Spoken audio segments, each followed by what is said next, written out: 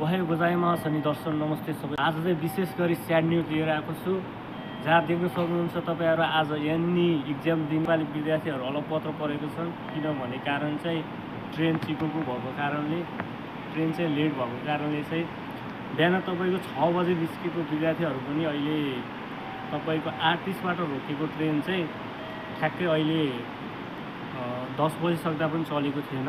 त्यो भएर चाहिँ प्राय नेपाली आधाभन्दा बढी विद्यार्थीको चाहिँ एनईको इक्जाम छुटेको छ र अरू विद्यार्थीको चाहिँ के कसो भयो थाहा छैन। मेन कुरा चाहिँ आज मौसम पानी परेको भएर चाहिँ हो जस्तो लाग्छ।